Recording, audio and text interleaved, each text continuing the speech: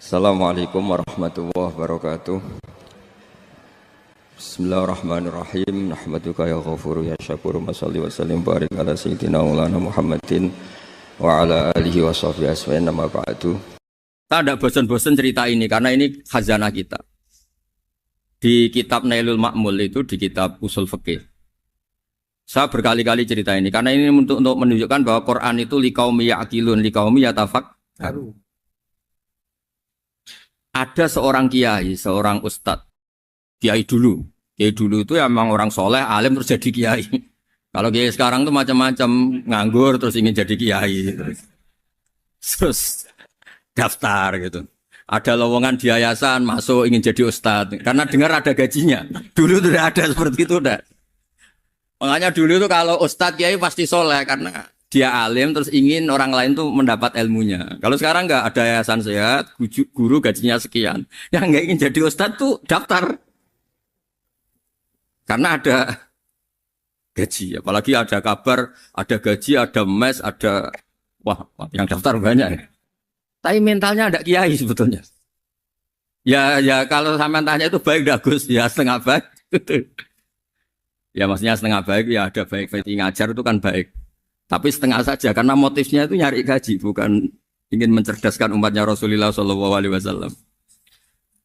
Itu Imam Amudi itu guru matematika. Saya nggak bosan-bosan cerita ini. Guru matematika. Muridnya sampai takut, ini masuk surga ndak? Kiai kok ndak ngajarin istighosa atau tahlil, malah ngajarin apa? Matematika. Beliau meninggal terus muridnya tanya, ma fa'alallahu bik, kira-kira gitu. Apa yang dilakukan Allah? Allah nyambut Anda gimana? Terus kata Imam Amudi, bagus saya disuruh ngajar malaikat. Karena malaikat kan tidak pernah kayak anak bagi gini ngaji gini. Malaikat itu tidak pernah ngaji, dia iman saja karena tahu surga, tahu neraka terus iman gitu aja. Jadi imannya malaikat itu nggak keren kita. Imannya loh ya. Loh itu yang ngendikan Nabi loh, tidak saya. Nabi pernah tanya sama sahabat, iman yang paling keren siapa? Jawabannya sahabat malaikat. Ya enggak, karuan malaikat iman. Dia yang tahu surga neraka, tahu segalanya, masa ada imannya? Pasti iman lah katanya. Terus ya para sahabat engkau iman ya wajar kan menangi saya, nemuin saya.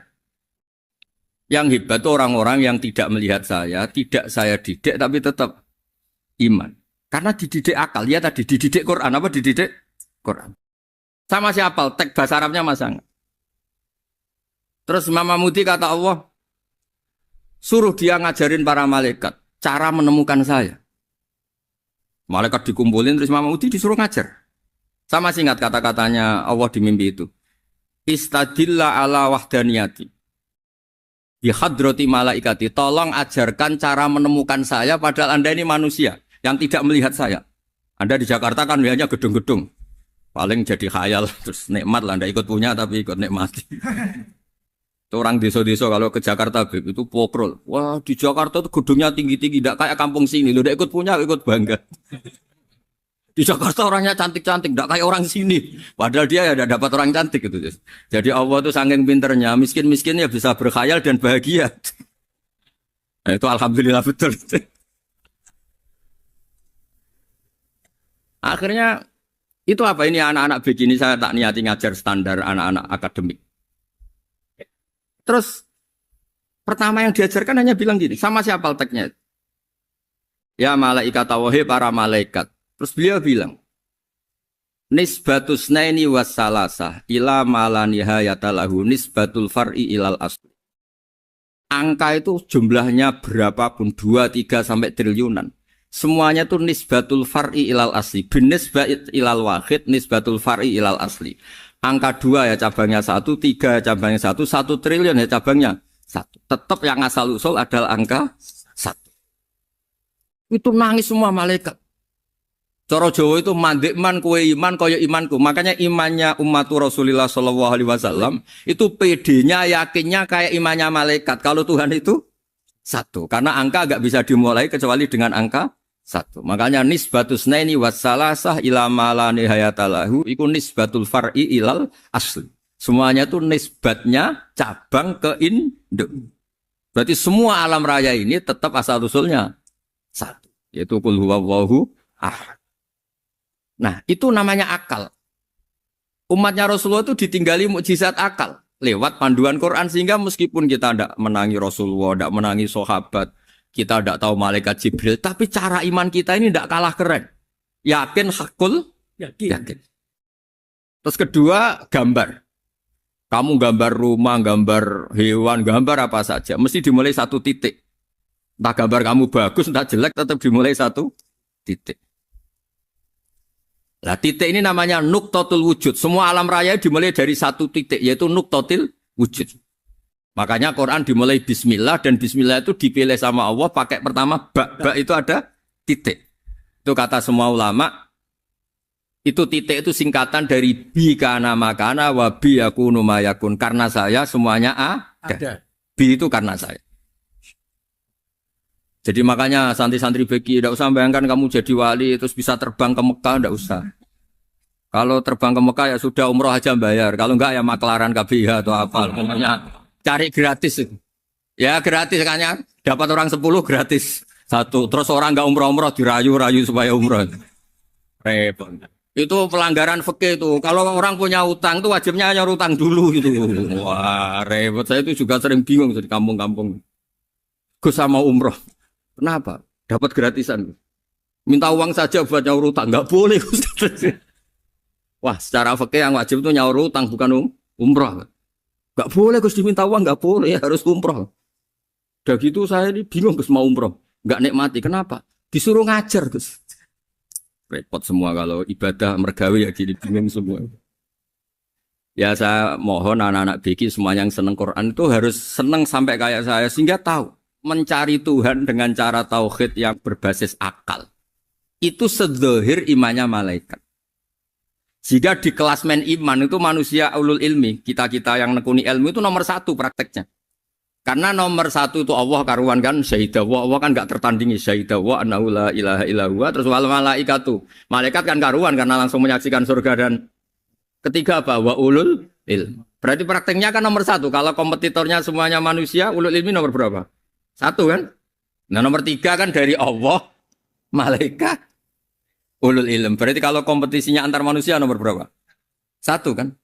Nah kenapa ulul ilmi di nomor 3 kan tapi dari Allah, malaikat, ulul. Kerennya kayak apa? Karena cara iman ulul ilmi itu enggak ada ragunya sama sekali. Kamu ragu enggak kalau 2 itu cabang dari 1, asalnya 1? Enggak pernah ragu kan?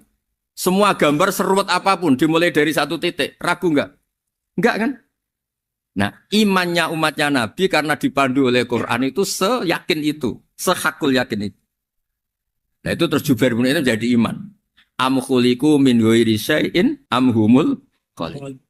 Terus kata Allah lagi, kalau kamu tidak percaya saya yang bikin langit bumi ya gampang dong, kamu saja yang ngomong kalau kamu yang bikin. Paling orang sepakat kamu stres. Terus hanya ayat gitu, am khalaqus samawati wal ardh. Kalau kamu tidak yakin Allah yang bikin, ya silakan Anda klaim saja kalau kamu yang bikin langit bumi. Bala yukinun. Kamu juga gak mau kan dibilang stres. Ya, ini ngaji ilmu dulu, nanti bagian terakhir ijazah.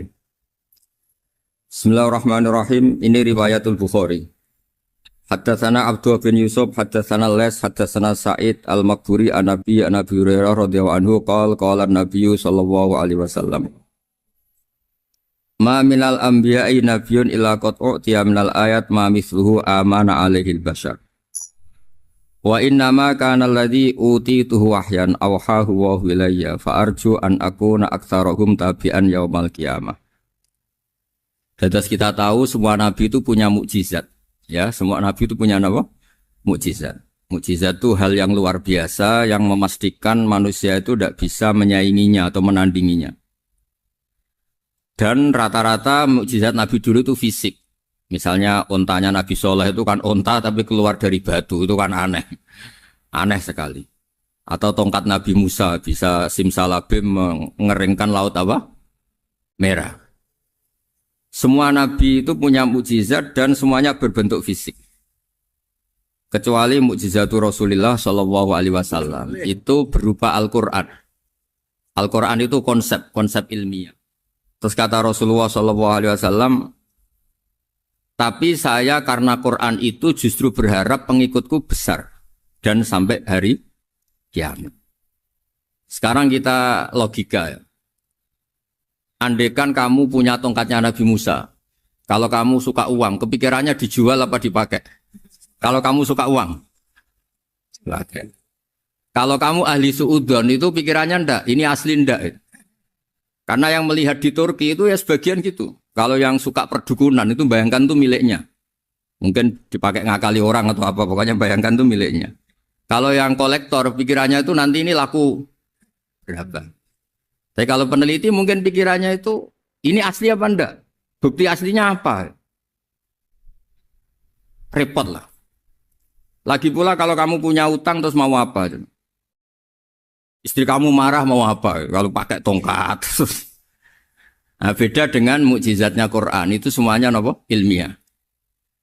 Orang yang sedang harmonis dengan istri bisa pakai ayat di antara ayat-ayat Allah itu apa? Wa ja'ala bainakum mawaddatan.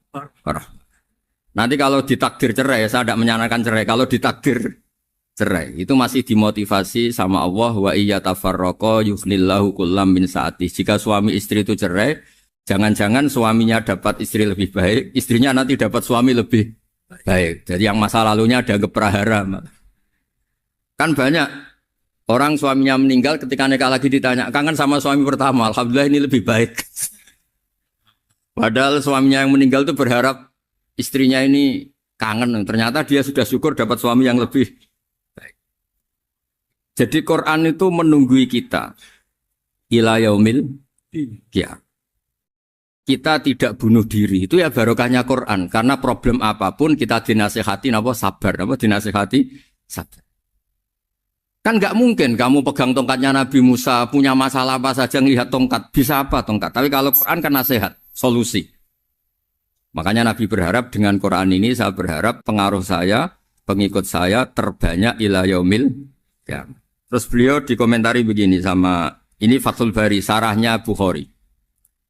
Al-muradu anna mu'jizatil anbiya inqaradat binqiradi a'sorihim. Falam yusyahidha illa man hadaraha. Problem mukjizat nabi-nabi dulu itu kan fisik. Sehingga yang tahu kalau Nabi Soleh punya unta yang ajaib, itu yang tahu ya hanya yang hadir saat itu. Yang tahu kalau tongkat Nabi Musa bertuah, itu juga yang tahu hanya yang hadir saat itu. Selebihnya tahu tongkat ya di museum. Tapi kalau Quran menjadi solusi, menjadi panduan, menjadi pegangan itu ila yaumil qiyamah. Kita beri contoh ya Quran panduan yang paling gampang misalnya begini. Dulu ini cerita ya. Dulu itu ada orang kafir cerdas namanya Jubair bin Mut'im. Itu saking pinternya dia, pinter juga tokoh.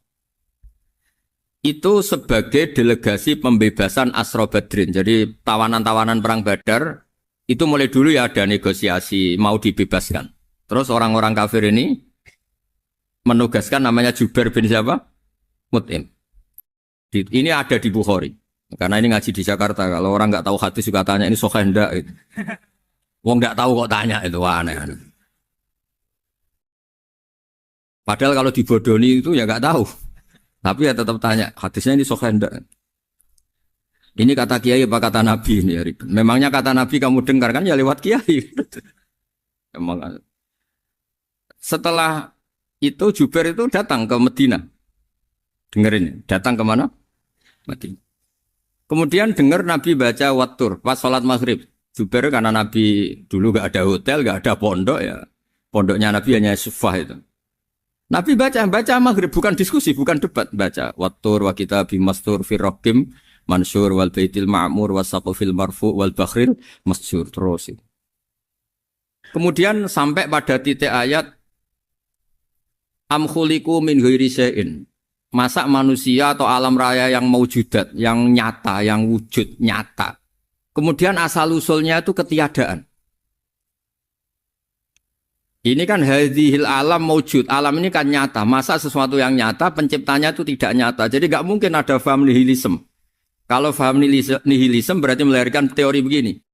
Al-adamu yakhluqu maujudan. Sesuatu yang tidak ada, menciptakan yang...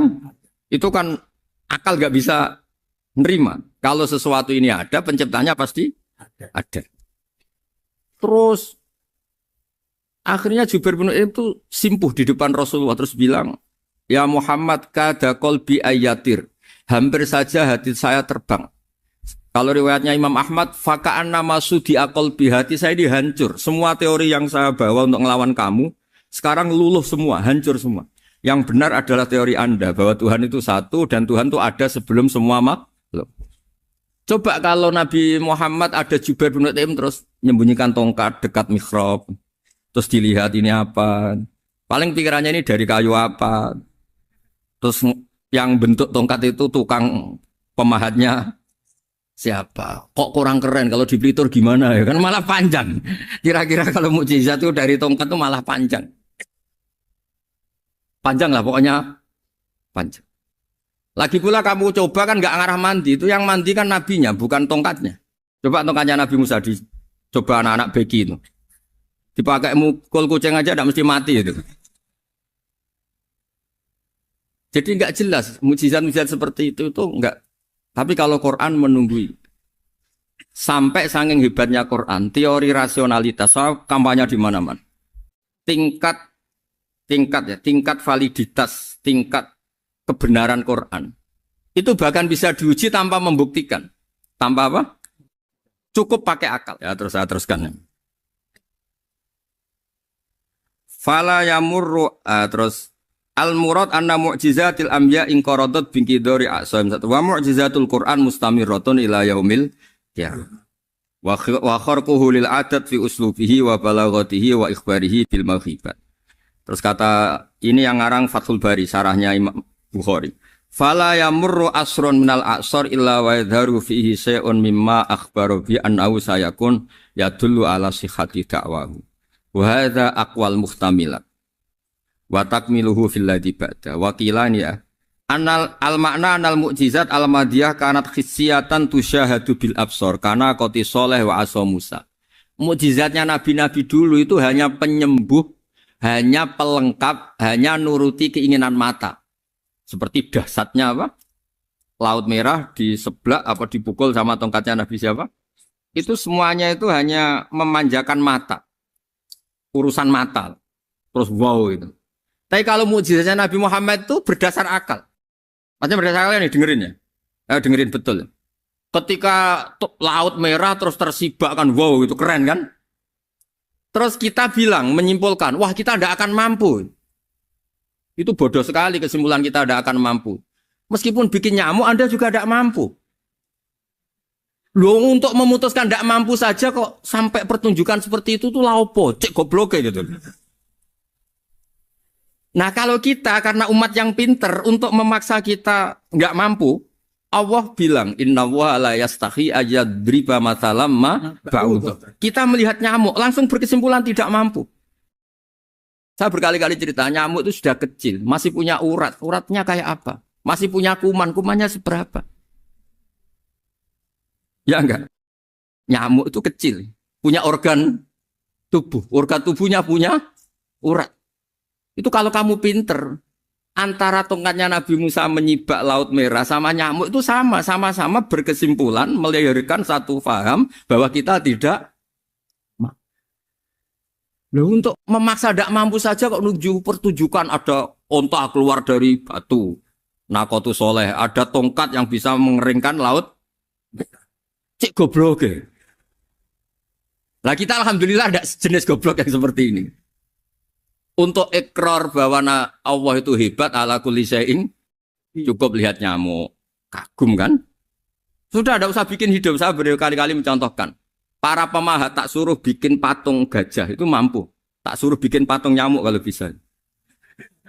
Nyari materi dari apa? Gampang mana bikin patung gajah sama patung nyamuk?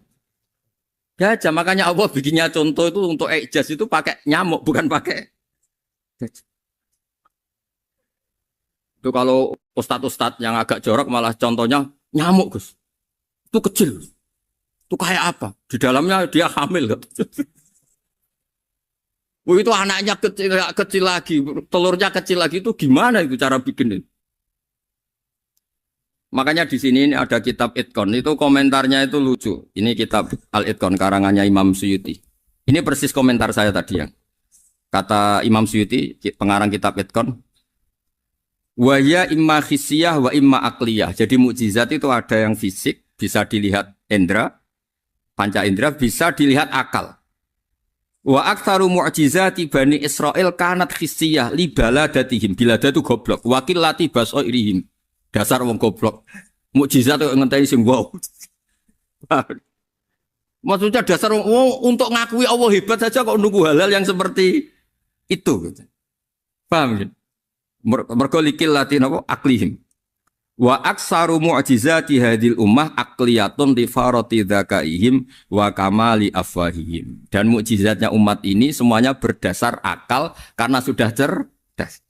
Jadi andaikan kita melihat tongkatnya Nabi Musa menyibak Laut Merah dengan melihat nyamuk, kesimpulan kita sama. Sama-sama wow, sama-sama keren, sama-sama memastikan kita tidak mampu. Makanya terus Quran menerangkan wa ma min dabatin fil ardi wala ta'iri yatiru bi janahihi illa umamun amsalukum. Jadi keseharian kita lihat burung kok terbang. Itu sudah ayatun min ayatillah. Paham ya? Dados niki kudu bangga ditunggoni napa Quran, nggih ditunggoni napa Quran. Wa mu'jizatul Quran tusyahadu bil basirah fayakunu mayatabi'u li ajlihi aksar. Terus li annal ladzi yusyahadu bi aini ra'si yang qaridu bingkiradi musyahidi. Sesuatu yang tampilan dahsyatnya itu disaksikan mata, maka itu bisa habis. Era tongkat Nabi Musa seperti itu habis enggak? Bisa mengeringkan Laut Merah habis kan? Tapi era mukjizatnya Quran ila yaumil qiyamah. Ya contoh sosial, saya kembali lagi ke sosial. Kamu punya teman awet atau punya istri awet, itu konsepnya ya wal kadhiminal ghaidh, agak gampang tersinggung. Coba kalau kamu setiap tersinggung putus, setiap tersinggung habis, kamu tidak punya teman, tidak punya istri. Sampai kita awet seperti ini, kalau kecewa ya wal kadhiminal ghaidh, ngempet. Termasuk saya ini, biasanya ngaji khusus terus baca gini ya kecewa. Tapi barokahnya diwarai Quran wal kadhiminal ghaidh, ngempet Gus, ngempet. Terus kecewa sama teman, kenapa tidak putus? Karena wal afina Aninna sudah kalau kecewa maafkan. Coba kalau kita kecewa presiden demo, kecewa menteri demo, kecewa orang tua minggat. Ya kalau dicari, kalau tidak kan malu. Saya itu punya teman tak tanya, kecewa besar sama bapak itu. Kenapa tidak minggat? Malu. Kenapa malu? Takut gak dicari. Itu orang tuh paling malu itu kalau keluar dari rumah nggak di. Saya punya teman lagi, saya ini takut mati Gus. Kenapa? Takut istri saya tidak nangis Gus. Itu kematian terburuk itu kalau mati tahu istrinya ada nangis, itu malu betul itu. Makanya jangan mati, pokoknya pastikan orang sekeliling ada nangis itu baru berani mati, kalau enggak jangan. Ya jadi mukjizatnya Nabi itu luar biasa.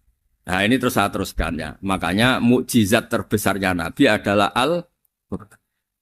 Karena Al-Quran itu cerita tentang hukum-hukum akal, cerita tentang logika-logika peradaban. Misalnya logika peradaban, contoh paling gampang. Di Quran itu ada sekian ayat yang Allah cerita peradaban. Misalnya wa ahsinu innallaha yuhibbul muhsinin. Itu dikutip, terus kemudian disimpulkan dalam peradaban. Kata Sayyidina Ali karramallahu wajhah ngendikannya gampang. Ahsin man syi'ta takun amira. Kamu berbuat baik saja sama seseorang, maka otomatis kamu akan jadi pemimpinnya. Ada orang nggak tamat SD, nggak tamat papa, gobloknya minta ampun. Tapi karena gaji seorang pakar, kamu tak gaji 1 bulan 1 miliar, perusahaan saya jadikan besar. Itu dikongkan ngalor ngidul ya nurut. Hanya karena dia ihsan. Terus wastaghni amman syi'ta takun nadhira. Saya ulang lagi. Wastaghni amman syi'ta takun nadhira. Dan kamu jangan butuh orang lain, siapapun dia, maka kamu akan setara. Misalnya ada menteri orang antri mau salim, tapi kamu tidak butuh kan tenang saja. Tapi kalau kamu butuh, habis kamu. Ya kan? Kamu tidak butuh seseorang, maka kamu posisinya akan setara.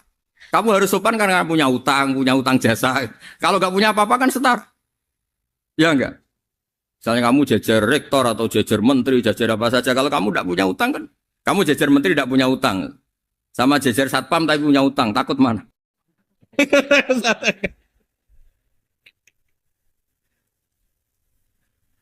Kalau butuh itu mesti kalah kan? Ada pejabat misalnya nggak begitu cantik sama perempuan cantik yang kamu butuh ingin dicintai, takut mak. Padahal nggak jelas orang ini pangkatnya apa. Jadi dalam hukum sosial itu kata Sidin Ali, wastahni aman syi'ta takun nadhira. Kamu jangan butuh seseorang maka kamu akan setara. Terus yang terakhir, wahtas ilaman syi'ta takun asiro. Asiro pakai sin. Dan silahkan butuh seseorang maka kamu akan jadi budak dia. Ya coba misalnya Anda seorang profesor, seorang alim, seorang kiai top. Misalnya mencintai janda di ujung kampung sana, jalan kaki 2 kilo. Padahal itu gak tamat SD. Tapi gara-gara seneng, kacau kan? Logika kepangkatan hilang semua kan? Jadi itu hukum peradaban. Itu mewakili isi-isi sosial yang diterangkan Quran. Ya, jadi paketnya 3 tadi ya. Ahsin man syi'ta takun amiro. Kamu berbuat baik sama seseorang, maka kamu bisa memimpin. Wastahni amman syi'ta takun nadhira. Kamu jangan butuh seseorang, maka kamu akan setara. Bok kamu ketemu orang terkaya di dunia. Yo ketemu orang terkaya di dunia, kamu jejer, kamu tidak butuh dia. Tenang kan bisa setara kan? Tapi kalau butuh, harus sopan, ngajukan proposal, harus berakhlak karimah. Makanya sekarang, Anda kok berakhlak kenapa? Ternyata mau nyalek. Biasanya Anda berakhlak kok berakhlak. Ada apa ini? Makanya guyonan di Rembang itu Beb Husein itu. Kalau ada orang mendadak sopan sama temannya, temannya curiga. Kok tumben sopan? Mau utang ya? Zaman akhir itu kacau.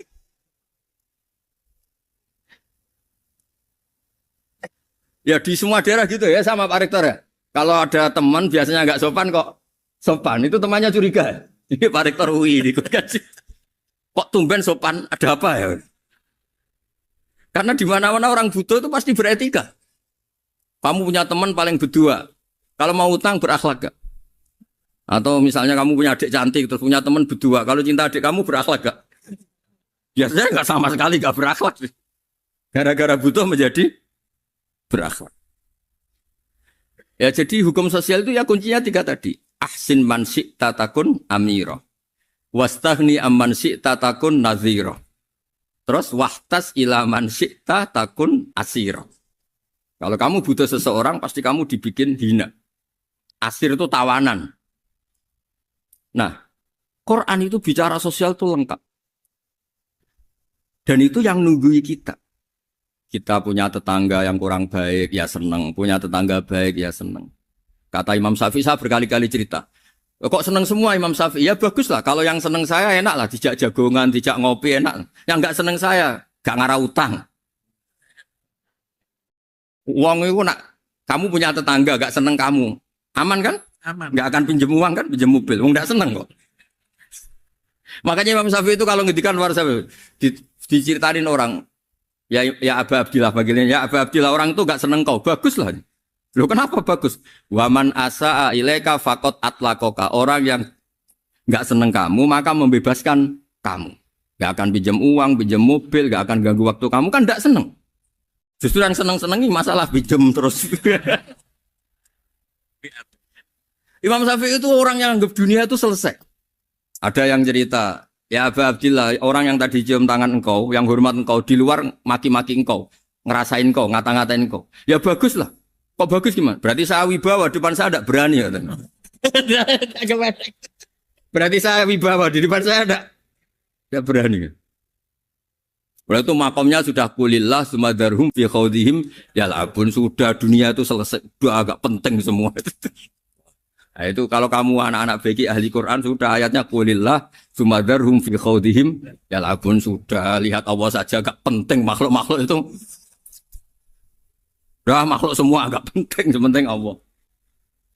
Nah, kita ini ditunggoni mukjizat seperti itu. Bayangkan misalnya kita ditunggoni tongkatnya Nabi Musa. Saya ngajar di sini terus ini tongkat. Terus nanti yang tanya, Gus itu kayu apa, Gus? Nanti yang kolektor tanya itu harganya berapa, Gus? Ruwet apa? Terus yang ahli suudon itu asli gak, Gus? Wah. Yang ahli suudon kan mesti tanyanya gitu, itu asli enggak, Gus? Repot-repot pokoknya. Tapi kalau Quran kan jelas. Suatu saat ada perdebatan antara Abul Hasan al-Asy'ari. Abul Hasan al-Asy'ari ini tokoh ahli sunnah paling populer dalam ilmu logik. Dia mengatakan orang menemukan Tuhan itu harus lewat logika yang cermat. Tidak boleh taklid, hanya ikut-ikutan. Dia harus menemukan satu argumentasi bahwa Tuhan atau pencipta langit itu ada. Kemudian ada satu problem di mana orang-orang kampung atau orang-orang yang lugu atau orang-orang awam itu tidak bisa ilmu logika, ilmu mantek kalau dalam bahasa pesantren. Kata Abul Hasan al-Asy'ari, itu masih mungkin. Alhasil para ulama ini meneliti ke orang-orang yang lugu, yang di kampung, yang petani, yang lugu sekali. Apa yang mereka temukan? Ternyata mereka punya cara logikanya sendiri untuk menemukan Tuhan, Sang Pencipta. Pernah suatu saat ada seorang petani lugu, biasa menggembala unta, ditanya, Bima araf tarubak, lalu kamu yang petani ini yang hanya ngurusi sawah, ngurusi ladang, dengan cara apa kamu tahu kalau Tuhan itu ada? Si petani tadi marah besar dan dia mengatakan, Al-ba'ratu tadullu alal ba'ir wa asharul aqdam yadullu alal masir. Kata petani tadi, yang namanya ada kotoran unta, pasti ada untanya. Yang namanya ada jejak kaki, pasti ada yang barusan lewat. Artinya kalau ada makhluk, pasti ada pencipta. Ini logika awam yang mudah. Kita tidak mungkin mengatakan bumi ini pencipta, mengatakan matahari pencipta. Kelihatan sekali kebendaannya, kelihatan sekali bahwa bumi matahari tidak punya ikhtiar, tidak punya kekuatan. Kelihatan sekali sifat-sifat kemakhlukannya. Jika benda-benda ini karuan makhluk, pasti menunjukkan bahwa ada penciptanya, ada khalik. Bismillahirrahmanirrahim. Alhamdulillahirabbil alamin wassalatu wassalamu ala asyrafil mursalin sayyidina Maulana Muhammadin wa ala alihi washabihi ajmain amma ba'du. Berikut sebagai mukaddimah bahwa Profesor Zaini Tahlan berkeinginan UII punya tafsir dan terjemah sendiri. Lewat proses yang panjang dan melibatkan tim, di antaranya saya, terbitlah tafsir versi UII juga terjemah versi UII. Di antara ciri khas terjemahan UII adalah bahwa bahasa Arab yang tentu mengandung kesusastraan Arab, balaghah, kemudian ditransfer untuk pembaca Indonesia. Sehingga di antara ciri khas terjemahan UII adalah dengan rasa Indonesia dan tentu tidak merubah makna. Berikut beberapa kutipan yang perlu pemirsa atau pendengar tahu. Al-Quran adalah satu kitab suci yang diturunkan kepada Nabi besar Muhammad SAW. Dan di antara ciri Al-Quran adalah menjelaskan kebenaran secara jelas, secara gamblang. Sebagaimana firman Allah, bahwa Rasul adalah Rasulun minallah yatlu suhufam mutahharah. Rasulullah diutus oleh Allah Subhanahu wa taala ketika penduduk Makkah sangat-sangat jauh dari kebenaran. Mereka adalah penyembah berhala yang dikira sebagai Tuhan, dan jumlahnya Tuhan-Tuhan itu banyak sekali. Suatu saat Rasulullah mendakwahkan bahwa Tuhan itu satu dan harus satu. Tapi kata mereka, kenapa Muhammad menjadikan Tuhan satu? Padahal urusan kita banyak, problem kita banyak. Harusnya Tuhan itu juga banyak. Ini yang diceritakan dalam surat Shad, Aja'alal alihata ilaha wahida inna hadza lasyai'un ujab. Bagaimana mungkin urusan kita yang banyak, yang harusnya butuh Tuhan banyak, kemudian menjadi hanya Tuhan satu. Lalu Rasulullah dengan sabar, dengan telaten memberi penjelasan. Dan ini yang disebut al-bayyinah, penjelasan yang sangat jelas, sangat gamblang, sangat rasional. Kata Rasulullah dalam sebuah hadis yang diriwayatkan dalam Musnad Ahmad, tagnya begini, orang-orang yang menyembah selain Allah, itu ibarat kama sali rojulin istaro abdan min kholisi malih biwarikin au dhahabin. Faja'ala ya'malu, mereka mau bekerja tapi wayu'ti ghullatahu ila ghairi sayyidi. Fa'ayyukum sarrohu ayyakuna abduhu kadzalik. Nabi lalu kemudian bikin analogi. Wahai masyarakat Mekah, bagaimana kalau Anda ini jadi seorang pembantu atau seorang budak lalu punya majikan banyak. Dan semua majikan Anda ini punya perintah yang beda-beda, punya selera yang beda-beda. Semuanya atasan Anda, semuanya majikan Anda. Apa Anda senang punya majikan yang banyak? Lalu mereka bilang, wah susah Muhammad kalau kita punya majikan banyak. Tuhan kamu adalah majikan kamu. Bagaimana kalau Tuhan banyak, punya perintah yang beda-beda, punya selera yang beda-beda? Kalian pasti akan kebingungan. Ya sudah Muhammad, normalnya Tuhan itu satu. Sehingga mereka tercerabut dari pemikiran bahwa Tuhan harus banyak.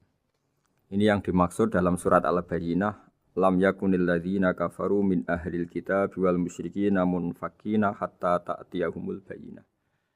Bahwa orang-orang kafir, baik kafir ahli kitab maupun kafir musyrik Mekah, mereka tidak pernah terlepas dari sifat kekafirannya, yaitu menuhankan banyak Tuhan, sampai datang sebuah bayinah. Bayinah itu argumentasi kebenaran yang begitu jelas. Setiap membawa kebenaran argumentasinya meyakinkan. Itu siapa? Rasulun minallah yatslu suhufam mutahharah, yaitu Rasul yang membacakan lampiran-lampiran suci, yaitu Al-Quranul Karim. Dengan penjelasan analogi tadi, kemudian orang-orang Mekah sadar, susahnya kayak apa kalau Tuhan banyak, lalu perintahnya beda-beda, seleranya beda-beda, hukumnya beda-beda. Ini membingungkan. Akhirnya mereka ngakui bahwa pentingnya logika tauhid. Nah ini yang Rasulullah ini benar-benar berstatus bayinah. Kemudian analogi betapa buruknya kita saat menyembah selain Tuhan. Lalu Rasulullah mencontohkan sebagaimana yang saya kutip tadi dari Musnad Ahmad. Misalnya Anda punya pembantu atau zaman dulu budak. Anda beli dari harta kamu, dari uang kamu. Kemudian budak ini kerja. Yang ngasih makan kamu, yang fasilitasi kamu, toko milik kamu, semua milik kamu. Kemudian dia kerja dan hasil dari kerjanya dia dikasihkan ke orang lain. Kamu senang tidak punya budak yang seperti itu, kata Rasulullah. Wah kita semua tidak senang Muhammad. Sama seperti itu. Kamu adalah bisa makan rezeki dari Allah. Kamu nempat di buminya Allah. Kamu minum dari air yang dibikin Allah. Kemudian Anda menyembah selain Allah. Itu aneh apa enggak? Menyembah zat yang tidak memberi rezeki kamu, yang tidak bikin bumi untuk kamu, yang tidak bikin langit untuk kamu, yang tidak bikin fasilitas air untuk kamu. Aneh enggak? Semenjak itu mereka berpikir betapa buruknya mereka menyembah berhala, menyembah arca, menyembah Yesus, menyembah macam-macam. Nah ini yang disebut Rasulullah adalah orang yang benar-benar bayinah. Ketika melontarkan kebenaran, benar-benar jelas sehingga diterima secara akal yang sehat. Karena semua akal yang sehat akan menerima agama ini disebut fitratallahi fatarana salihah. Bahwa agama ini agama fitrah. Orang yang normal, yang cara berpikir normal pasti menerima agama ini. UII dengan terjemahan ini dan dengan tafsir ini ingin memberi penjelasan simbol-simbol yang ada di beberapa surat. Di antara lagi yang di bab muamalat. Betapa Rasulullah itu punya logika yang benar-benar mudah diterima. Dulu orang Arab dalam bab muamalat jual beli biasa menjual kurma. Masih kecil, masih belum jelas jadi kurma yang baik apa enggak. Kalau istilah orang Jawa masih pentil ini. Kalau bahasa Arab qobla buduwi solahiha. Calon buahnya itu belum pasti jadi buah. Kemudian masih bunga, masih apa sudah dijual. Dengan transaksi, asumsi, harga, andekan sudah jadi kurma. Kalau dalam Jawa mungkin jual mangga sebelum tua, masih pentil, masih kecil. Lalu kata Rasulullah, kamu jangan melakukan itu. Kenapa ya Rasulullah padahal kita butuh uang? Kata Nabi, Ara'aitum in mana Allahu as-samra fa bima yastakhillu ahadukum mala akhi. Bagaimana kalau buah-buah yang masih kecil itu kemudian berguguran karena satu musim atau karena apa? Lalu kamu mendapat uang itu atas nama apa? Yang dikatakan tijarah adalah muawadhah. Pembeli dapat barang, kamu dapat uang. Lalu kalau barang yang ada enggak menjadi buah yang baik, Anda menerima uang itu atas nama apa? Rasulullah secara haru, secara mengingatkan nurani kita dengan redaksi fabima yastahillu ahadukum mala akhi. Lalu kamu mendapat uang saudara kamu atas nama apa? Kalau atas nama buah, mereka belum mendapat buah. Akhirnya ada kesadaran bersama bahwa sebaiknya kita menjual sesuatu itu yang pembeli ya dapat barangnya, yaitu dalam konteks ini buah yang sudah layak dijual, kita dapat uangnya. Ini lagi-lagi Rasulullah al-Bayyinah sekali memberi penjelasan begitu jelas. Ketiga misalnya di bab jinayat, di bab hukum pidana. Rasulullah kalau bikin logika itu begitu jelas, mudah diterima. Misalnya begini, suatu saat Rasulullah bersabda, Al-qatil wal maktul finnar. Orang yang membunuh dan yang dibunuh sama-sama di neraka. Tentu dalam konteks saling bunuh yang dalam kedzaliman. Lalu sahabat janggal. Ya Rasulullah, oke lah kalau pembunuh itu masuk neraka. Ini bagaimana mungkin yang dibunuh pun masuk neraka? Rasulullah dengan jelas, dengan bayinah, dengan hujjah, beliau menjawab, Innahu kana harison ala qatli sahibihi. Sebetulnya yang terbunuh pun mentalnya pembunuh. Karena dia sangat juga ingin membunuh saudaranya. Nasibnya saja yang menjadikan dia terbunuh. Hanya sahabat tahu, oh ya ternyata maktul dalam konteks duel adalah mentalnya qatil juga. Sehingga karena mentalnya qatil dia tetap di neraka. Meskipun prakteknya dia menjadi maktul yang terbunuh. Nah ini yang dimaksud oleh Allah. Bahwa Rasulullah ini bisa menghilangkan tradisi kemusyrikan. Bisa menjungkir balikkan, menghancurkan kemusyrikan karena Rasulullah bisa menjelaskan secara detail hatta ta'tiyahumul bayyinah. Bayyinah adalah Rasulun minallah yatslu suhufam mutahharah. Jadi ini yang insyaallah sebagai kajian kita bahwa kita butuh sekian penjelasan untuk mengenang dan membuktikan bahwa Rasulullah adalah benar-benar al-bayyinah. Dari sekian contoh tadi, pendengar bisa tahu betapa agama ini mudah diterima oleh akal. Sehingga di beberapa ayat disebut agama ini liqaumi ya'qilun, liqaumi yatafakkarun. Agama ini bagi kaum yang bisa berpikir. Agama ini bagi kaum yang mau berangan-angan. Dulu untuk menghilangkan kemusyrikan dengan logika kafir Mekah bahwa urusan kita banyak, harus Tuhan banyak. Itu panjang sekali. Di antaranya ada ayat yang spesifik tentang itu. Daraballahu mathalan rajulan fihi syuraka mutasyakisuna wa rajulan salamal lirajul. Hal yastawiyani masalah. Allah membuat satu perumpamaan yaitu di surat Daraballahu mathalan rajulan fihi syuraka di surat Zumar ayat 29.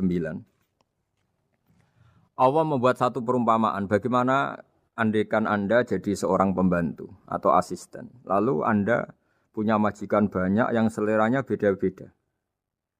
Kemudian dibanding misalnya Anda jadi pembantu dengan satu majikan yang akhlaknya baik, komitmennya baik.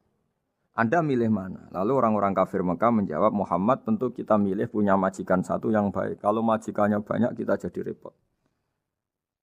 Lalu mereka kata Rasulullah, ya sudah kalau gitu Tuhan kamu satu saja jangan banyak. Kalau banyak jadi repot. Terus mereka baru tersadar bahwa menuhankan Tuhan banyak itu salah dan resikonya lebih banyak. Ini disebut munfakina hatta ta'tiyahumul bayyinah. Mereka orang-orang musyrik enggak mau tercerabut dari akar kemusyrikannya sampai datang al-bayyinah. Sebuah bukti kebenaran yang begitu jelas, begitu nyata. Siapa kebenaran itu? Rasulun minallah yatslu suhufam mutahharah. Yaitu Rasulnya Allah yang membaca lampiran-lampiran suci. Lampiran-lampiran suci ini dalam bahasa Arab diikutkan wazan isim maf'ul disebut mushaf. Makanya kitab suci ini ditulis di sohifah. Kalau dalam bahasa Arab lampiran itu sohifah dijamakkan kata jamaknya suhuf. Kemudian ketika dicetak, dijilid disebut mushaf. Sehingga alhamdulillah UII Universitas Islam Indonesia punya mushaf, punya terjemahan, punya tafsir. Ini diharapkan kita sebagai ulama, sebagai dai, sebagai ustadz bisa warasatul anbiya. Karena kata Rasulullah al-ulama warasatul anbiya. Saya kira demikian supaya pemirsa tahu, pendengar tahu bahwa betapa pentingnya menjelaskan secara bayyinah. Ini penting sekali karena sekarang pikiran di dunia itu macam-macam dan kita butuh energi untuk mengungkap lagi intisari-intisari dari sesuatu yang digulirkan atau dibahas Al-Qur'anul Karim. Sehingga Al-Qur'an ini benar-benar jadi ibrah, jadi teladan bagi kita semua. Jangan sampai karena kita lupa mengkaji Al-Qur'an sehingga hukum-hukum Al-Qur'an menjadi mandek. Kita harus terus mensosialisasikan supaya Qur'an ini hidup. Caranya gimana? Masyarakat dirangsang supaya tahu al-bayyinah.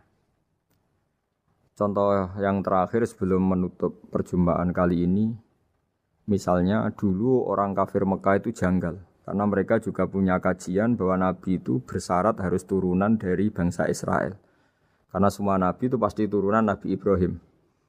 Yaitu Nabi Ibrahim punya anak yang bernama Ishak. Ishak punya anak yang bernama Yakub. Yakub ini yang nanti punya anak Yusuf. Sehingga Yusuf bin Yakub bin Ishak bin Ibrahim. Ketika nabi-nabi ini hidup di Palestina, di Yerusalem, itu kayak jadi aturan bahwa nabi itu harus turunan Bani Israel. Sehingga ketika orang-orang kafir Mekah dari kelompok ahli kitab, ketika Rasulullah Muhammad mendakwahkan diri sebagai nabi, mereka janggal bagaimana mungkin nabi dari orang Arab. Nabi itu harusnya orang Yerusalem atau orang Palestina. Kemudian Allah memberi penjelasan, fihi ayatum bayyinatum maqamu Ibrahim, bahwa Muhammad adalah turunan Ibrahim. Bukti nyata adalah di Mekah ada jejak kakinya Nabi Ibrahim, yaitu yang sekarang kita sebut maqam Ibrahim. Setelah dilacak-lacak ternyata mbah-mbahnya Rasulullah atau nenek moyang atau leluhur Rasulullah bernama Adnan. Adnan ini kata sejarah-sejarah disepakati wa adnanu bila raibin intadzawil ulumin nasabiyah ila dzabihi Ismaila nisbatuhu wa muntama. Bahwa Adnan ini tertulis secara sejarah lengkap bahwa dia turunan dari Nabi Ismail. Ismail adalah anak dari Nabi Ibrahim. Kemudian makom Ibrahim ini juga dibuktikan sekian sejarah bahwa Ibrahim pernah di situ.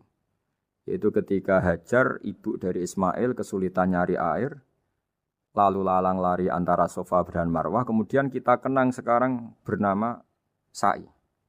Kemudian dekat Ka'bah ada namanya Hijir Ismail, karena dulu jadi kamarnya Nabi Ismail. Hijir, hujro itu kamar atau ruang khusus untuk Nabi Ismail.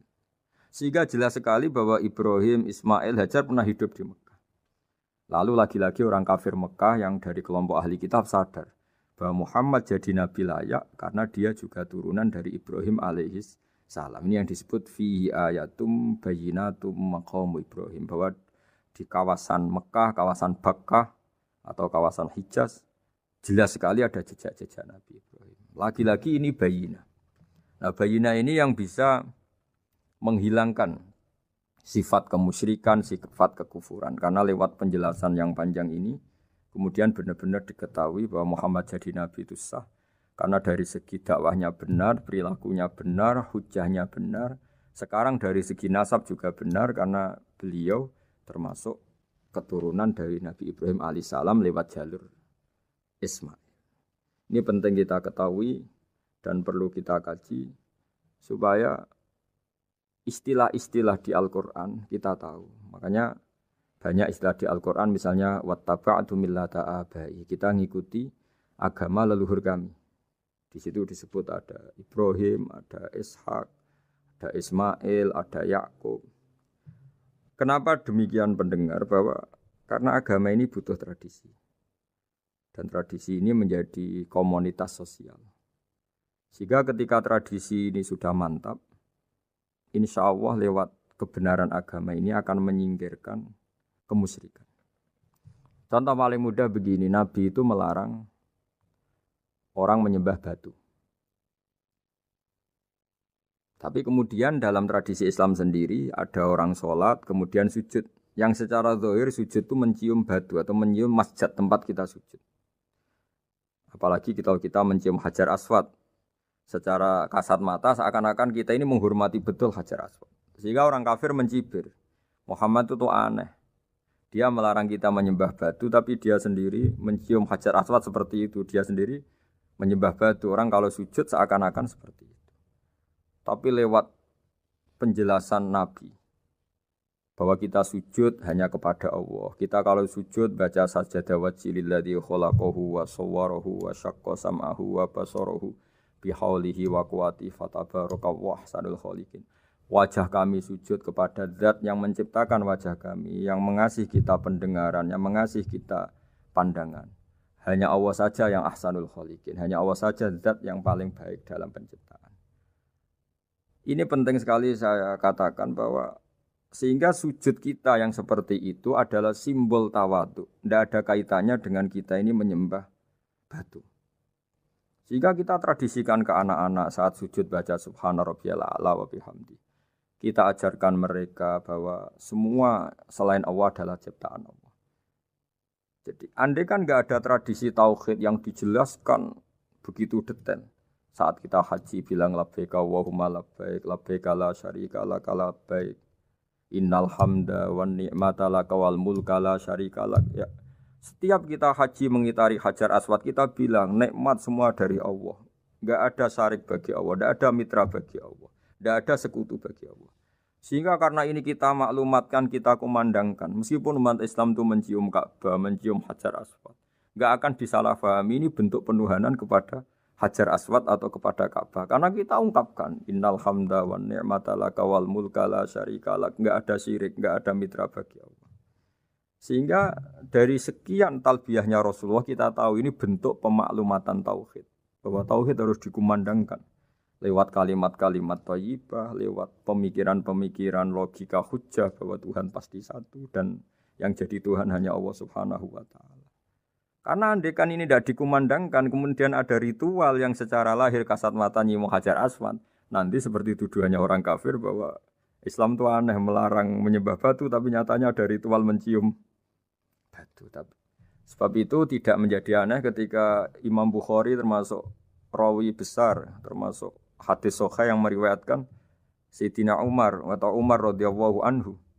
Itu setiap mencium Hajar Aswad beliau berkomentar, saya tahu betul kamu hanya batu. La tadurru wa la tanfa. Tidak memberi madarat, tidak memberi manfaat. Kalau saja saya tidak melihat Rasulullah mencium kamu, maka saya tidak mau mencium kamu. Dulu di era itu ada momentumnya. Kenapa sih Umar radhiyallahu anhu atau sahabat Umar susah-susah memberi penjelasan seperti itu? Karena dulu masih ada salah paham bahwa mencium batu itu identik dengan misalnya menuhankan batu atau mendewa-dewakan batu. Sehingga Umar berutuh memberi penjelasan. Sayyidina Umar memberi begitu penjelasan detail bahwa kamu hanya batu yang tidak mandoroti, tidak manfaat. Tapi secara tradisi sunnah Rasul kamu dicium, ya saya ikut.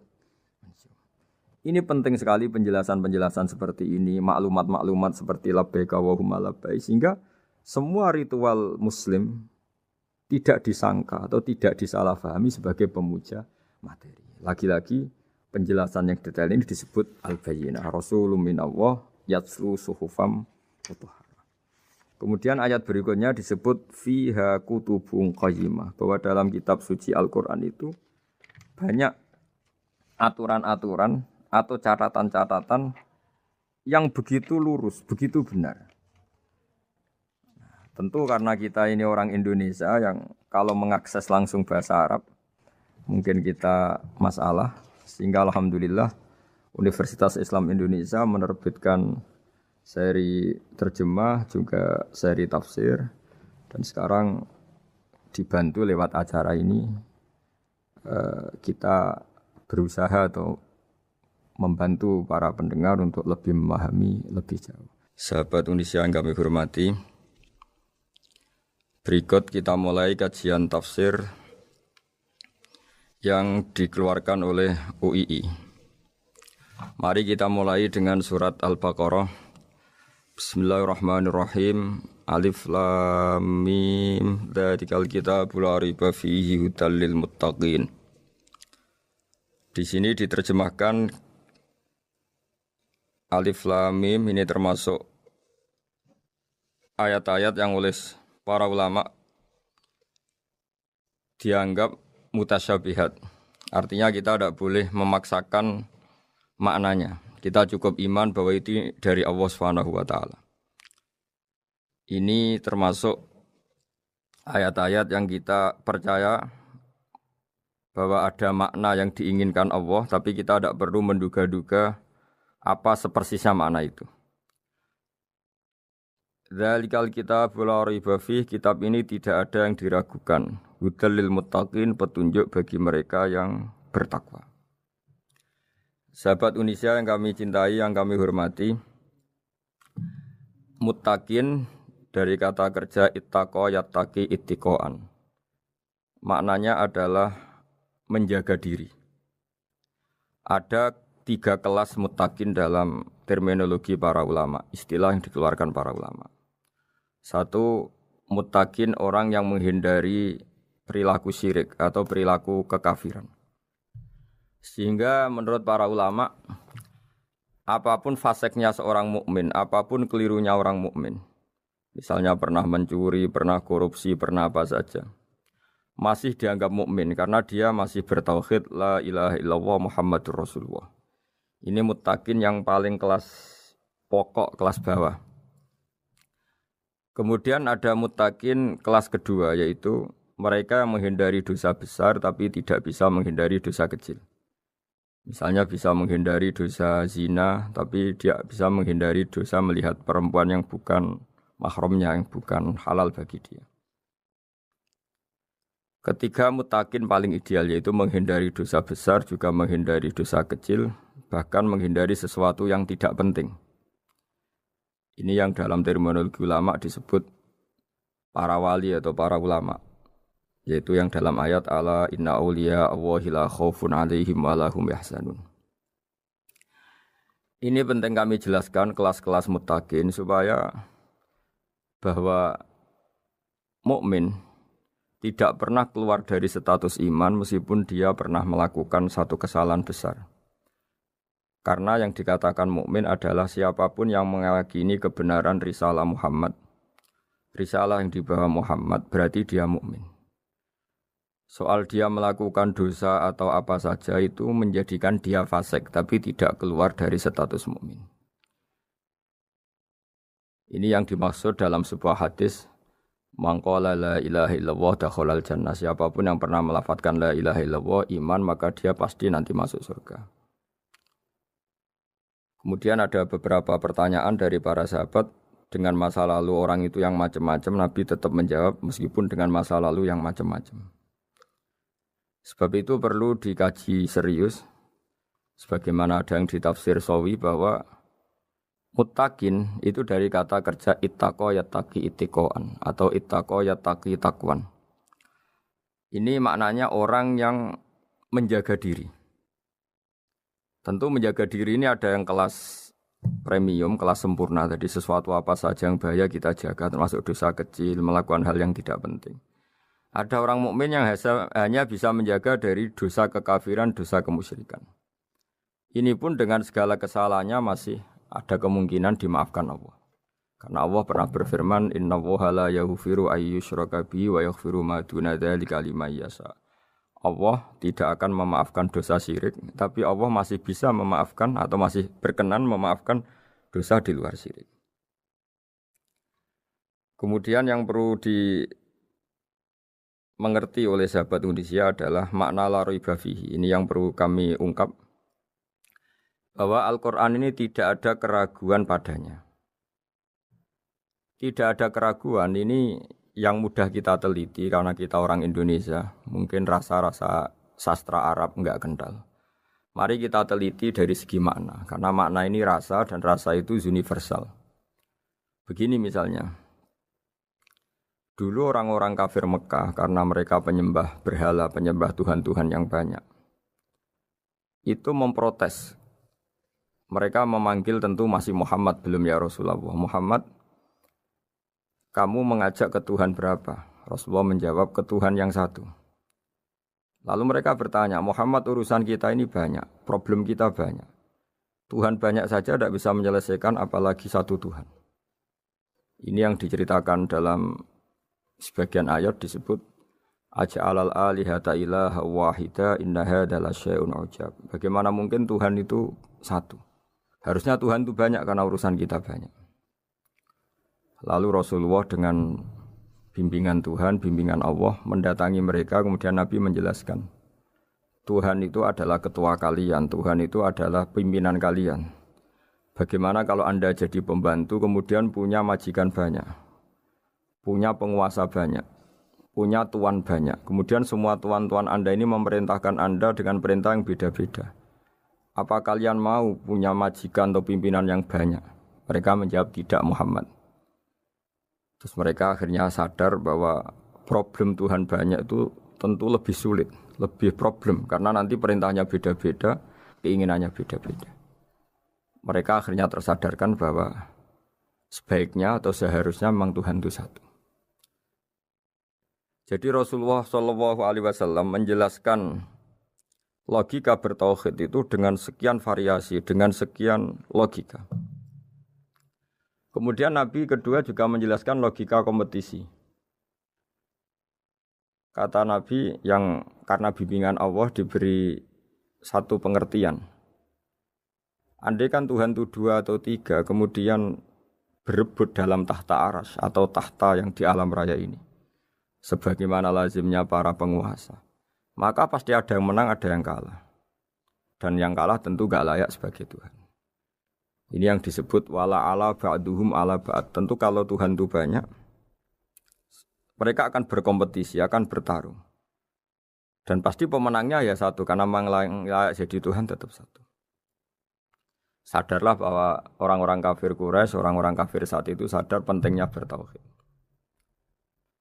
Ketiga, Nabi juga menjelaskan tauhid secara ilmu logika. Begini para pendengar.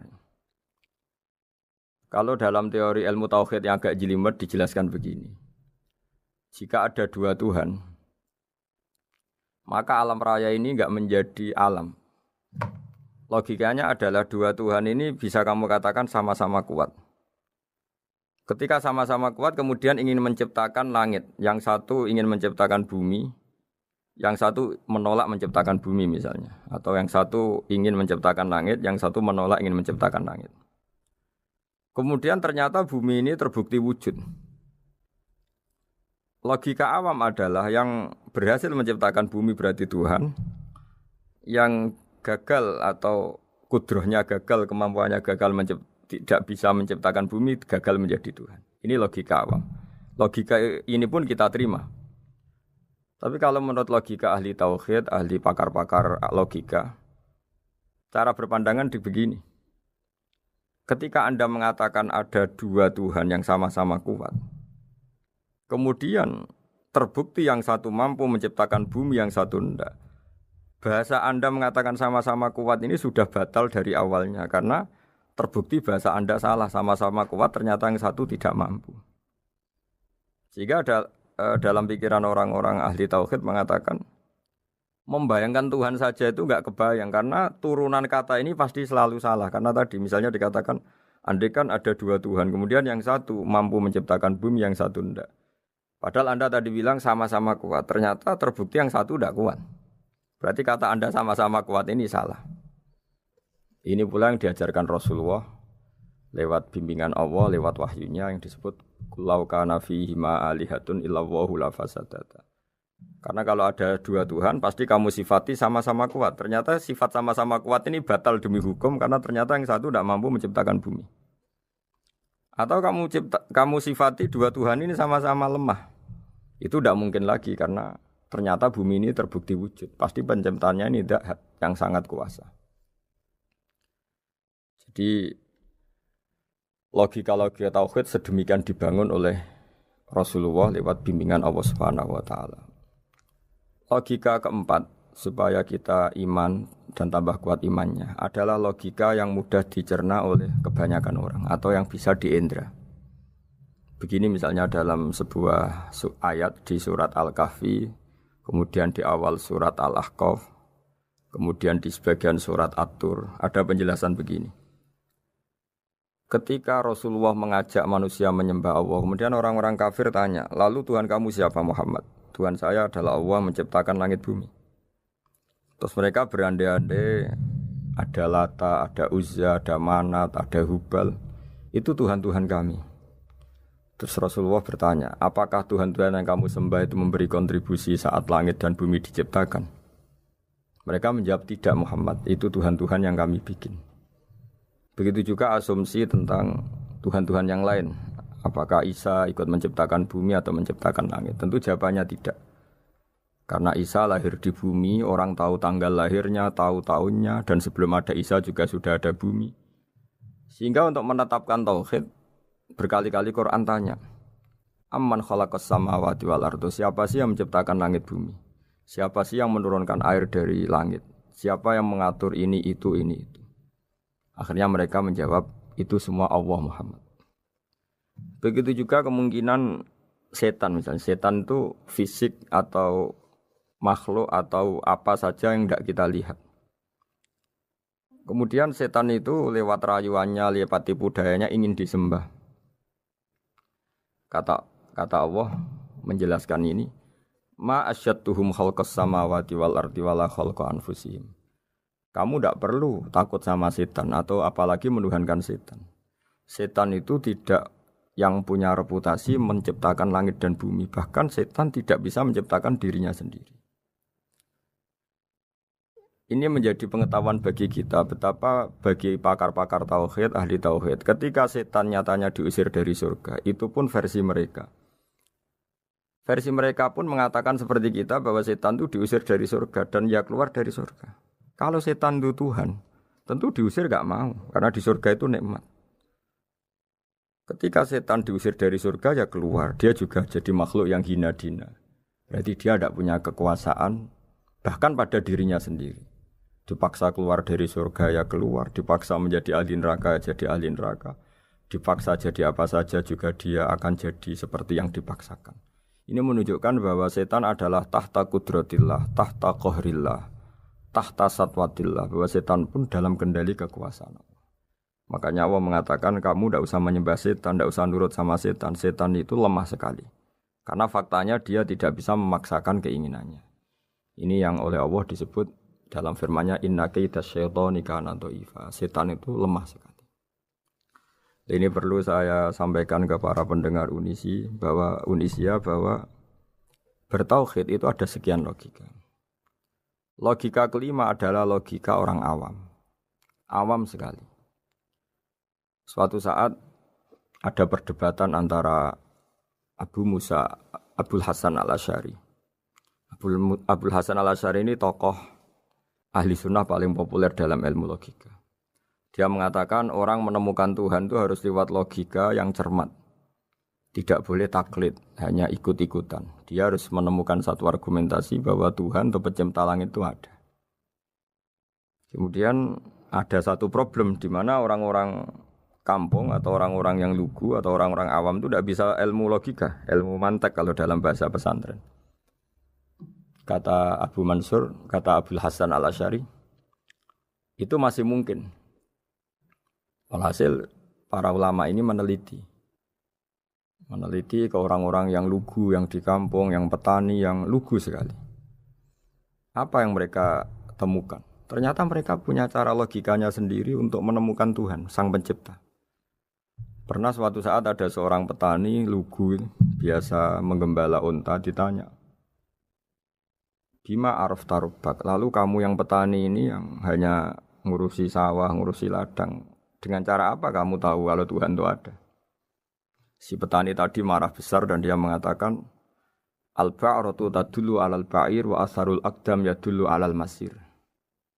Kata petani tadi, yang namanya ada kotoran unta, pasti ada untanya. Yang namanya ada jejak kaki, pasti ada yang barusan lewat. Artinya kalau ada makhluk, pasti ada pencipta. Ini logika awam yang mudah. Kita tidak mungkin mengatakan bumi ini pencipta, mengatakan matahari pencipta. Kelihatan sekali kebendaannya, kelihatan sekali bahwa bumi matahari tidak punya ikhtiar, tidak punya kekuatan. Kelihatan sekali sifat-sifat kemakhlukannya. Jika benda-benda ini karuan makhluk, pasti menunjukkan bahwa ada penciptanya, ada khalik. Dalam logika Bedui tadi, si Bedui tadi, kalau ada kotoran sapi, pasti ada sapinya. Meskipun sapinya sudah sekarang nggak terlihat, mungkin sudah jalan kemana. Sama, kalau ada jejak kaki, meskipun orang yang tadi lewat sudah kita nggak tahu, tapi kita pasti tahu, pasti ada yang lewat. Ini yang dimaksud dalam bahasa Arab, al-ba'ratu tadullu alal ba'ir, kalau ada kotoran sapi atau kotoran unta, pasti ada untanya. Wa atharul aqdam yadullu alal masir. Kalau ada jejak orang lewat, pasti tadi ada orang lewat. Nah, semua metode ini digunakan semua oleh Rasulullah. Logika yang bagi intelektual, logika bagi kaum awam, logika bagi kaum menengah. Ya tidak awam, tidak intelektual. Semuanya digunakan. Semuanya jadi media untuk memastikan bahwa logika tauhid ini logika pilihan. Logika yang benar-benar logika. Sehingga dalam banyak ayat disebut agama ini liqaum yaqilun, liqaum yatafakkarun. Bagi kaum yang bisa berpikir, bagi kaum yang punya akal. Lalu kemudian kami teruskan alladzina yu'minuna bil ghaibi. Ini kata ghaibi bukan kayak dalam bahasa Indonesia misalnya setan atau hantu disebut barang gaib. Kata ghaibi dalam bahasa Arab adalah perbandingan atau lawan kata dari al-musyahad yang bisa disaksikan langsung lewat indera. Kita orang mukmin iman bahwa surga ada, padahal kita tidak pernah melihat surga. Kita mukmin iman bahwa neraka ada, padahal kita belum pernah melihat neraka. Ini sesuatu yang maghoba anil absor, yang mata kita tidak melihat, fisik kita tidak menyentuh. Kita pun iman. Asal sesuatu itu mansus ya, dikatakan secara eksplisit oleh Quran dan hadis. Kalau dalam bahasa usul fikih disebut al-mansus. Ciri mukmin diantaranya adalah yang paling pokok alladzina yu'minuna bil ghaibi. Iman dengan sesuatu yang enggak kelihatan. Lalu kemudian para ulama cara pandang beda-beda. Bedanya bukan karena mereka bertentangan enggak, tapi ini menurut kelas rasa yang berbeda-beda. Bagi orang-orang sufi, Allah itu tidak bisa dikatakan al-ghaib, sesuatu yang enggak kelihatan. Karena Allah itu begitu jelas, az-zahir. Kata orang sufi, Allah itu zahir. Begitu juga dalam Asmaul Husna disebut Allah itu az-zahir. Begitu jelas. Karena orang yang akalnya mapan, hatinya mapan, melihat satu lemari yang bagus, pasti langsung mensifati bahwa pembuatnya adalah orang yang hebat. Orang yang melihat mobil mewah atau pesawat yang canggih, pasti kepikiran pertama adalah pasti pembuatnya canggih. Sehingga eksistensi pembuat pesawat itu adalah orang hebat, itu langsung tertanam ketika melihat pesawat itu hebat. Bagaimana mungkin seseorang ragu akan kehebatan pembuat pesawat ketika melihat detail-detail pesawat? Pasti langsung kepikiran kalau pembuatnya itu hebat. Memutuskan bahwa pembuat pesawat hebat itu tidak harus ketemu yang membuat, juga tidak harus melihat. Tapi akal kita pasti meyakini pembuatnya itu hebat. Berarti keputusan menyimpulkan bahwa pembuatnya hebat adalah az-zahir begitu jelas. Begitu juga langit dan bumi, matahari semuanya tertata rapi. Air dengan fungsi manfaat yang sebegitu hebat, oksigen, semua tanaman, buah-buahan. Meskipun kita tidak pernah melihat Tuhan, tapi akal kita, nurani kita pasti berkeyakinan dan tahu betul pasti pembuatnya itu zat yang super hebat, super bijaksana. Sehingga dalam kategori ini Allah tidak bisa dikatakan sesuatu yang enggak tersentuh, yang enggak terjangkau. Allah itu az-zahir begitu jelas. Sehingga di antara Asmaul Husna disebut az-zahir. Sebab itu saya menganjurkan atau saya punya saran bahwa alladzina yu'minuna bil ghaibi itu contoh paling mudah itu kayak surga, kayak neraka. Kalau Allah sendiri itu az-zahir, mudah diketahui. Karena tadi orang yang melihat pesawat canggih pasti saat itu juga berkeyakinan dan itu pasti benar, pasti pembuatnya juga canggih. Nah, di sini disebut alam raya ini ayat, semuanya itu bukti kekuasaan Allah. Dalam syair-syair orang sufi masyhur sekali itu wa fi kulli syai'in lahu ayatun yadullu ala annahul wahidu. Setiap sesuatu kejadian di alam raya adalah bukti keesaan Allah, bukti eksistensi Allah Subhanahu wa taala. Sehingga dalam satu kisah normalnya orang itu paling tahu itu dengan dirinya sendiri. Karena dia adalah dia. Tapi kalau Imam Sibawayh seorang pakar nahwu mengatakan a'raful ma'arif Allah. Di alam raya ini yang paling mudah dikenali itu ya Allah, pencipta. Karena andai kan kita sendirian di hutan, kemudian kita mulai punya akal. Kita mungkin tidak tahu diri kita ini siapa. Tapi setidaknya kita langsung menyimpulkan bahwa kita tidak bisa menciptakan diri kita sendiri. Ketika kita berkesimpulan tidak bisa menciptakan diri kita sendiri, pasti kita terus berkesimpulan ada di luar kita yang menciptakan kita. Nah, sebab itu kenapa sifat mencipta ini yang pertama kali dikenalkan oleh Allah kepada nabinya untuk dikenalkan kepada umatnya.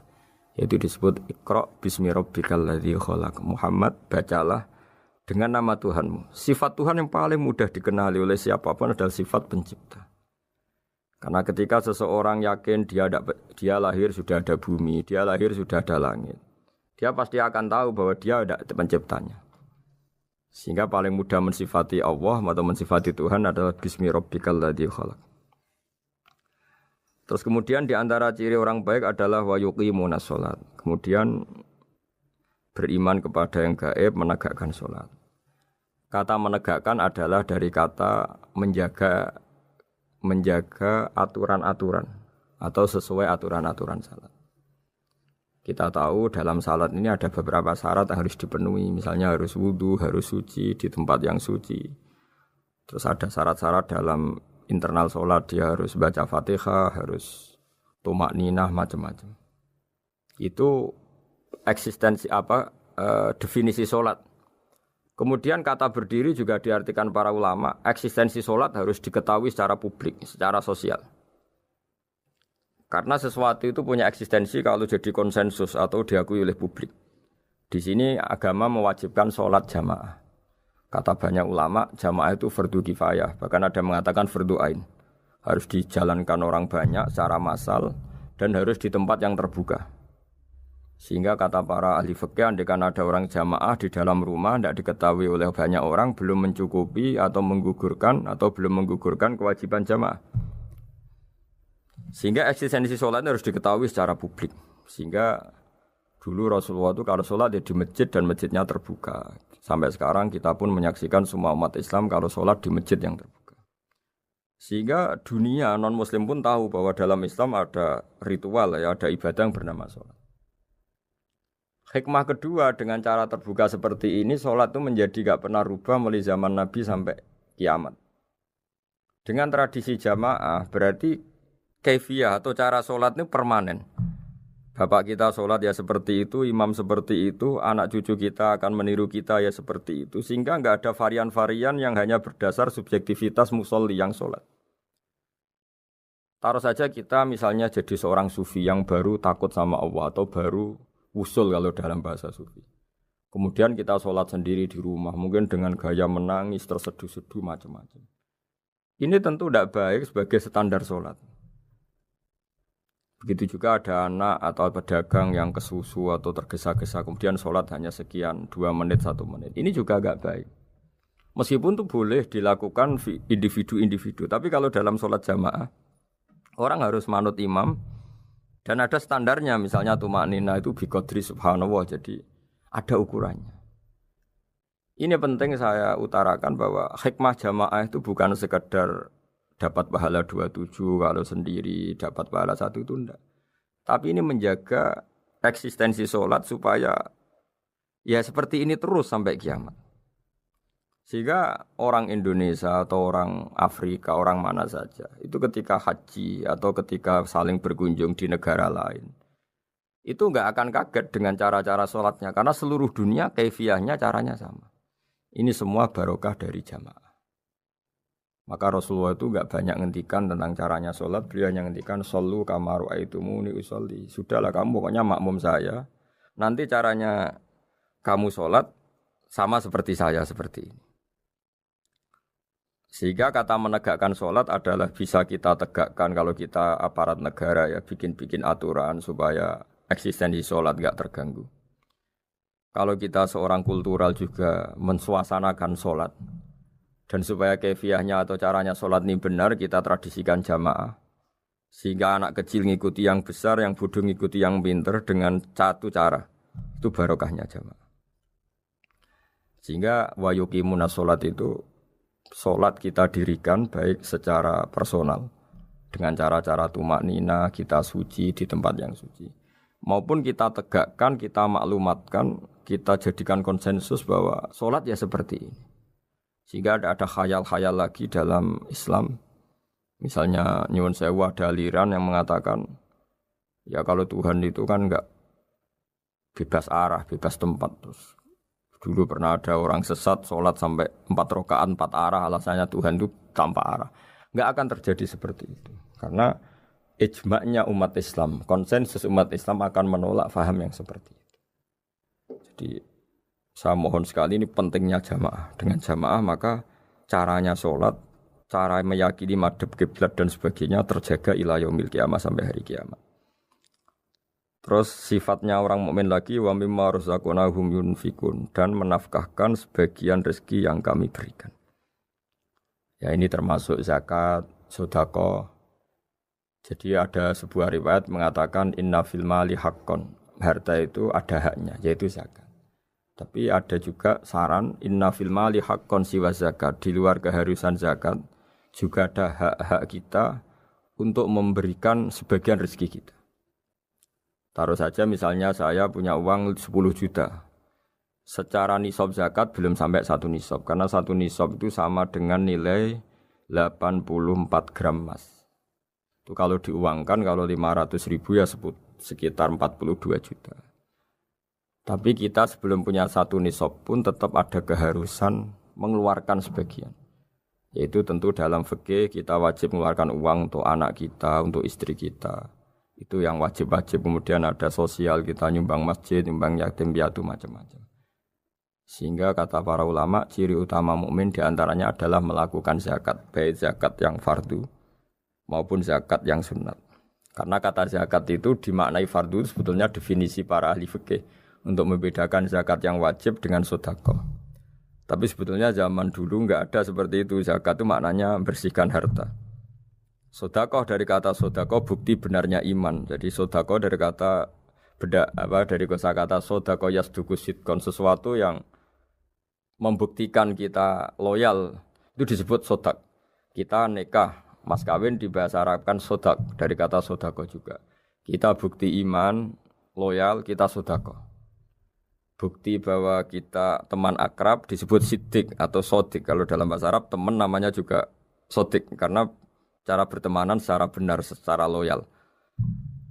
Sehingga wa mimma razaqnahum yunfikun ini ya memasukkan zakat yang dalam terminologi fikih yaitu zakat yang zakat al-wajibah atau zakat yang dengan makna lughat yaitu ya artinya asal membersihkan harta kita entah lewat zakat, sedekah, hadiah kepada orang-orang yang kita hormati, semuanya juga masuk dalam definisi zakat atau wa mimma razaqnahum yunfikun. Kemudian sifat terakhir dari orang muttaqin adalah walladzina yu'minuna bima unzila ilaika wa ma unzila min qablika bil akhirati hum yuqinun ulaika ala hudam mir rabbihim wa ulaika humul muflihun. Di sini diterjemah mereka yang beriman kepada kitab yang kami turunkan kepadamu dan yang diturunkan sebelum kamu. Ini kata yang diturunkan sebelum kamu penting sekali karena ciri utama Nabi adalah dia tidak pernah beda dengan Nabi sebelumnya. Karena kebenaran tauhid pasti tunggal. Nabi-nabi dulu pasti mengajarkan tauhid, hanya menyembah Allah. Enggak mungkin nabi berikutnya kemudian bikin ajaran baru dalam tauhid. Sehingga andaikan semua kitab Injil, Taurat itu masih versi yang orisinil, pasti enggak ada yang beda dengan Quran. Karena ciri utama kebenaran adalah iman dengan Quran dan iman kepada kitab yang diturunkan sebelum Al-Quran. Wabil akhirati hum yuqinun, mereka juga yakin akan datangnya hari akhir. Itu bisa disebut yaumul ba'ats. Terus ketika semua kriteria itu terpenuhi baru ulaika ala hudam mir rabbihim wa ulaika humul muflihun. Mereka itulah yang berada pada petunjuk Allah dan merekalah orang-orang yang berbahagia. Para pendengar sahabat Indonesia, semoga kajian ini bermanfaat. Dan ini mulai ayat 1 sampai 5 dalam surat Al-Baqarah, yaitu surat yang dalam tartibnya mushaf nomor 2 setelah Fatihah. Jadi kalau dalam ulumul Quran disebut ada surat yang berdasar nuzulul Quran, yaitu surat Iqra, kemudian Mudaththir. Ada urutan surat yang berdasar tartibul mushaf, yaitu yang kita punyai sekarang, yaitu Fatihah, terus Baqarah dan seterusnya. Dan urutan-urutan ini pun sesuai petunjuk Rasulullah SAW. Saya kira demikian. Mohon maaf atas semua kesalahan. Wassalamualaikum warahmatullahi wabarakatuh.